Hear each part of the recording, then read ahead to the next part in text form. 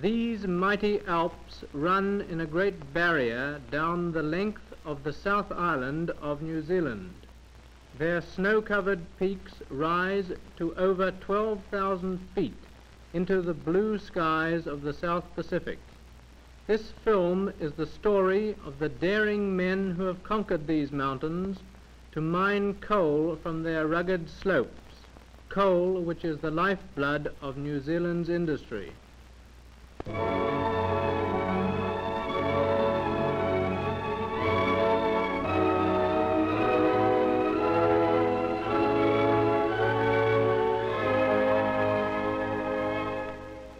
The upthrust of the Southern Alps made Westland what it is.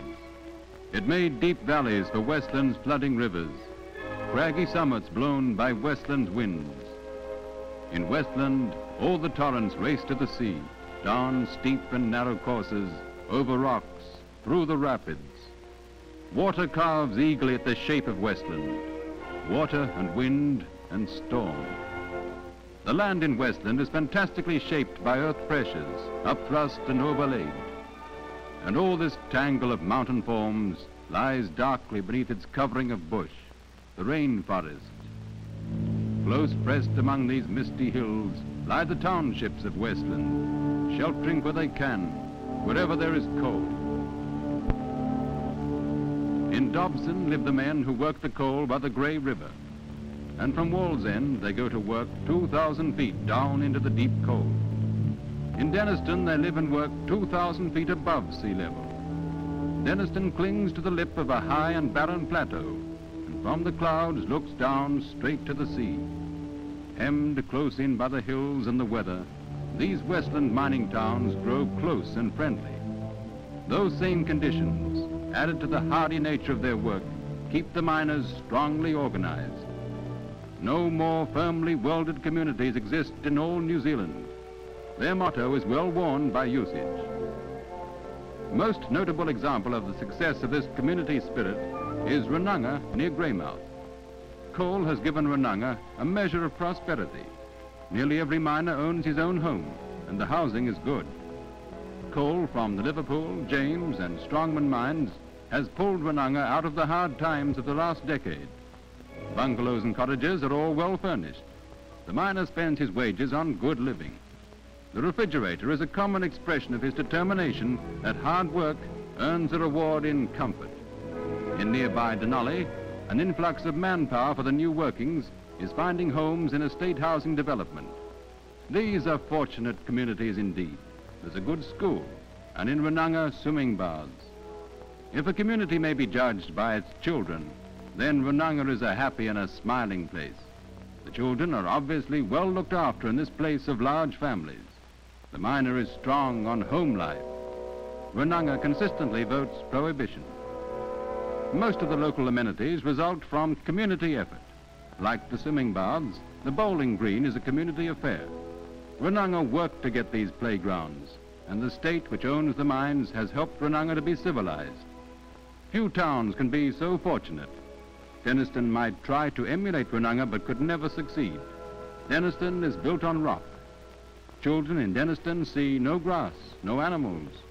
There is little sign even of human life. The men are in the mines, the women behind doors closed against the weather. And into this inhospitable country, men have gone to get coal for New Zealand's industry. They have patterned the mountain with rails and ropeways and crossed the gorges with iron spans. Breaking into the mountains and mining the coal only begin the difficulties overcome to work the resources from wild Westland. 8 miles of mountain ropeway from the mine face still leaves the coal in Denniston 2,000 feet above the coastal plain and the outlet to markets. In 8-ton railway wagons, the coal plummets down this incline, begins its long haul to the furnaces of industry. Coal in Westland is distributed impartially. It may come from the mountain tops or the depths of dark valleys. Yet, even Westland has put no limit on the ingenuity of the men who get the coal. Floods, rockfalls, earthquakes, through all these hazards, the puffing billy engine makes its daily journeys to the bins for coal. High on the other side of the mountain is the Liverpool mine, its powerhouse just visible above the gorge. There is no road into these hills. Even before there was a railway, men and beasts of burden dragged up the mountain with great loads of material and machinery to mine the thick seams of coal pressed under the rock of Westland here. The mine produces all its own power, and each day sends down to the great bins enough coal for several trainloads. And from the bins, the coal goes out toward the distant cities along a railway literally carved out of the mountain above a wild Westland valley.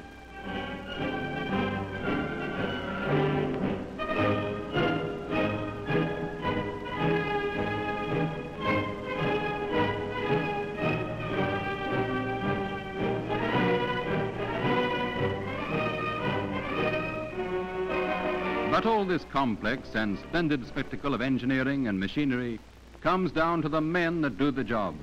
The engines must be driven, the coal must be shoveled, and what the stoker gets for his fires depends entirely on the labor of the man at the coal face in a mine. Industrial civilization makes no demand more difficult to meet than the hungry demand for coal. Nothing needs so much skill, so much heavy labor allied to skill.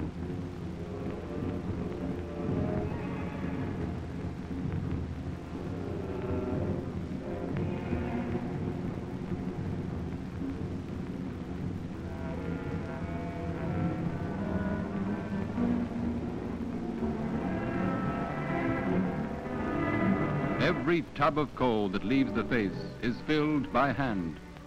5,000 New Zealand coal miners produce more than 2.5 million tons of coal every year.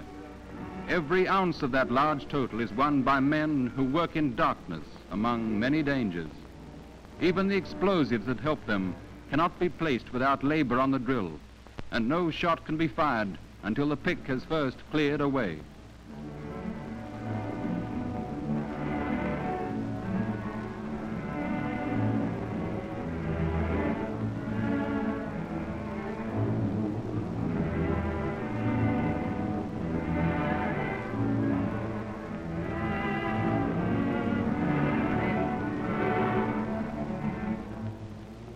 For this work, the miner is paid under a piecework system per ton of coal mined. He can be stretched to an output which will earn him on the average about £2 per day. £10 a week sounds very good, but as a reward for the energy expended in getting out the coal, £20 would be little enough. Payment above the minimum is measured to work done. Work done may be measured in the smoke from the chimneys of the factories building up New Zealand's industry.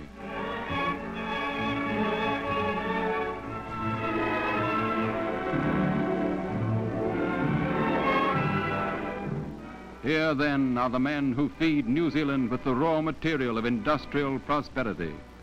Under the mountains of Westland, they burrow for the stuff that turns the wheels of industry. Material for peace, weapons for war. They work in the darkness of the mines, buried away from the fresh splendors of the air above them. Because they work, coal comes from Westland.